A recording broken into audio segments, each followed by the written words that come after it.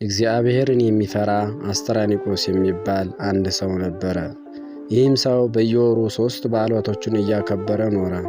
እሊህም ክብር ይግባውና የጌታችን የኢየሱስ ክርስቶስ የልደቱ መታሰቢያ በየወሩ በ29፣ የእመቤታችን የቅድስት ድንግል ማርያም በዓል መታሰቢያ በየወሩ በ21፣ የከበረ የመላእክት አለቃ የሆነ የቅዱስ ሚካኤልን በዓል መታሰቢያም በየወሩ በ12 ናቸው። የሚሞትበትም ጊዜው ሲቀርብ እርሱ ሲሰራው የነበረውን ምጽዋት ይልቁንም እሊህን 3ቱን በዓላት እንዳታስታጉል ሚስቱን ቅድስት አፎምያን አዘዛት። እሷም የከበረ የመልአኩ የሚካኤልን ስዕል ያስልላት ዘንድ ባሏን ለመነችው። እርሱም አሰርቶ ሰጣትና በቤቷ ውስጥ በክብር አኖረችው። ባሏም ካረፈ በኋላ ባሏ ያዘዛትን መስራት ጀመረች። ሰይጣን ግን ቀናባት።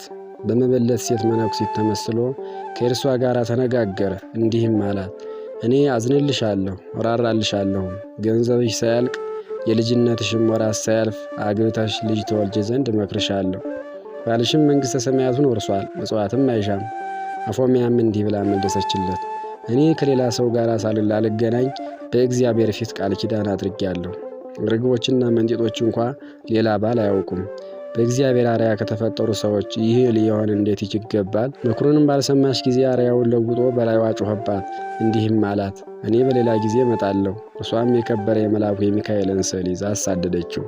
ከዚህ በኋላ ሰኔ 12 የከበረ የመልአኩ የሚካኤል በዓል በሚከበርበት ዕለት እርሷም የበዓሉን ዝግጅት ስታዘጋጅ ሳለች ብርሃናዊ መልአክ መስሎ መጣ። አፎምያ ሆይ ሰላም ላንቺ ይሁን፣ እኔ የመላእክት አለቃ ሚካኤል ነኝ። ጌታ ወደ አንቺ ልኮኛልና እርሱም ይህን መመጽወትሽን ትተሽ ለአንድ ምእመን ሚስት ትሆኚ ዘንድ ጌታ አዞሻል። ባል የሌላት ሴት መልህቅ የሌለውን መርከብ እንደምትመስል ወቂ።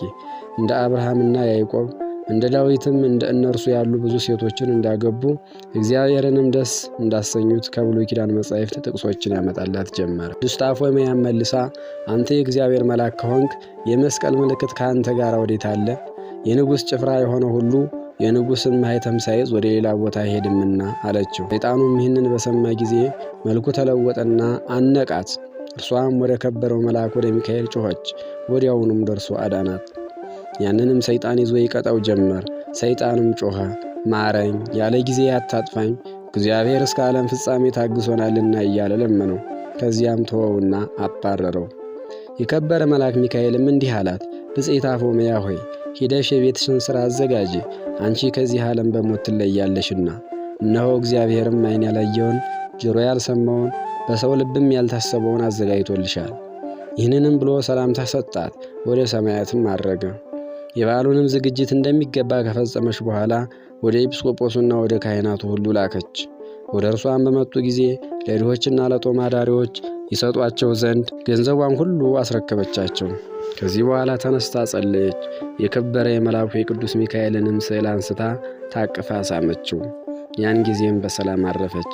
ለእግዚአብሔር ምስጋና ይሁን፣ እኛንም በጸሎቷ ይማረን። የዚህም የከበረ መልአክ ሚካኤል የረድኤቱ ኃይል ሁላችን የክርስቲያን ወገኖችን ይጠብቀን ለዘላለሙ አሜን።